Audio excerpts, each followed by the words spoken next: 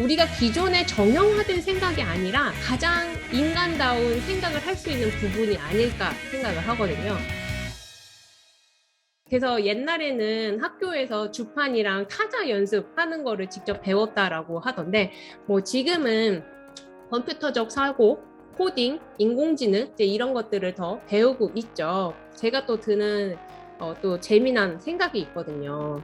이 인공지능이 계속 발전하고 있는데, 그러면 그 인공지능이라고 하는 친구는 수능 문제를 출제할 수 없을까? 인공지능은 다시 인공지능을 만들 수 없을까?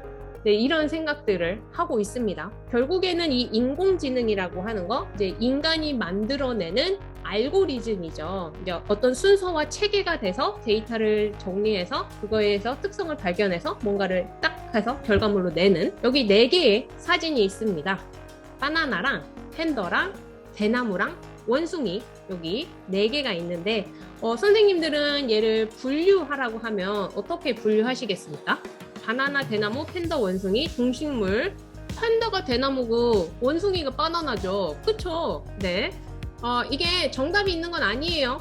맞아요. 동서양의 비교 다큐에서 나온 게 맞습니다. EBS에서 다큐프라임에서 했던 건데요. 그러니까 동양사람 같은 경우에는 팬더하고 대나무, 그다음에 바나나랑 원숭이를 이렇게 분류하는 경우가 더 많았고, 그다음에 서양 사람 같은 경우에는 팬다랑 원숭이, 그리고 대나무랑 바나나, 이제 이렇게 분류를 하는 경우가 많았다라고 했죠. 사람의 어떻게 보면 문화적인 특성이라고 본 것 같아요. 그러니까 이게 정답이다 아니다가 아니라 이게 사람이 생각하는 생각의 방향이 이렇게 다르다로 보시면 될 것 같고요.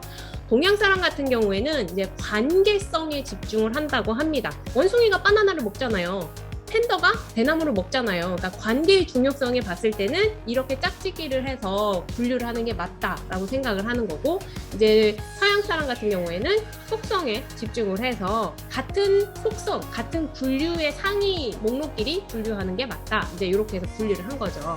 자, 그러면은 이런 입장에서 또 한번 퀴즈를 내볼까요? 자, 만약에 비닐 우산을 검색을 했습니다. 자, 비닐 우산을 검색한 다음에 추천 상품을 낸다라고 했을 때 동서양으로 한번 나눠서 생각을 해보시면 어떨까요? 내가 이 비닐 우비를 검색했어요. 그 다음에 옆에 추천 상품으로 뜬 상품, 우산, 판초 우위, 장화. 좋습니다.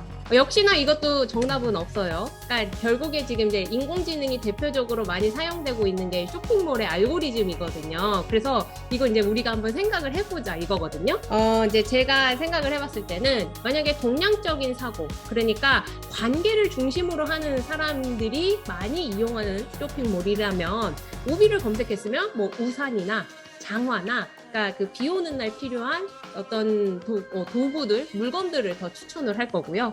만약에 이게 이제 속성을 더 중시하는 사람들이 많이 이용하는 사이트라면, 야, 비닐우산 말고 차라리 돈 조금 더 보태서 이렇게 조금 좋아 보이는 레인코트 어때? 뭐 판초 우비 어때? 이런 식으로 우비에서 조금 더 다양한 디자인이나 아니면 좀 다른 형태의 우비를 추천할 수도 있겠죠. 그러니까 이게 이제 정답이 있는 건 아니고, 그러니까 그런 사용자의 특성에 따라서 어떻게 알고리즘을 적용을 할까, 어떻게 하는 게 사람들에게 더 효과적일까, 이제 이거를 우리 인간들이 이제 생각을 해서 이제 그렇게 코딩을 하고 그렇게 알고리즘을 구성을 하고 있는 거잖아요. 그러면 저렇게는 분류할 수 없을까요? 아니, 만약에 저렇게 분류를 한다면, 저렇게 분류를 해야서 어떤 생각을 끄집어낸다면, 관계성? 판다와 바나나, 대나무와 원숭이.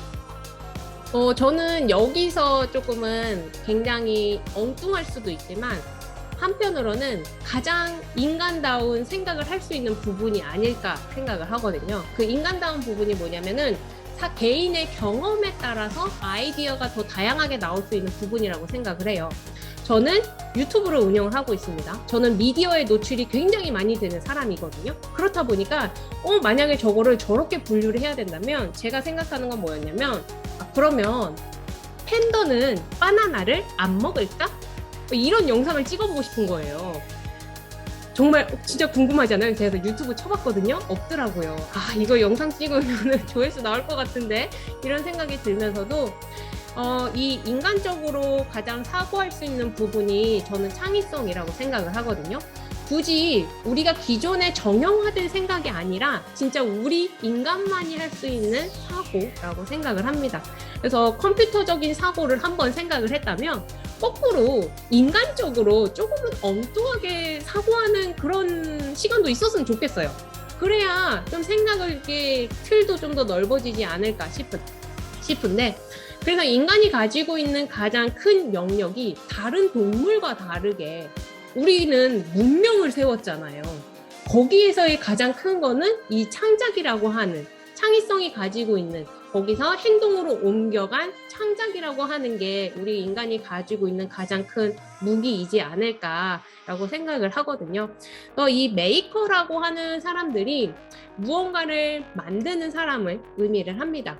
그래서 여기서 만드는 이 무언가라고 하는 게 특정을 정하지는 않고요. 넓은 의미에서는 창작의 영역으로 보고 있고요. 저는 이제 되게 좋아하는 설명 중에 하나가 기존에 이제 과학기술 공학에서 만들던 거 그리고 기존에 예술에서 만들던 거를 메이커가 한 다리로 이었다라고 하는 표현을 저 되게 좋아하거든요. 그러니까 디지털 아트가 등장하기 시작을 했고, 뭐 소잉 머신인데, 뭐 예술적으로 움직이는 소잉 머신이 뭐 키네틱 아트처럼 이런 게 등장하기도 하고 하는 것처럼 하나의 창작의 영역이 조금 더 폭발적으로 다양화되고 있는 부분이라고 생각을 합니다.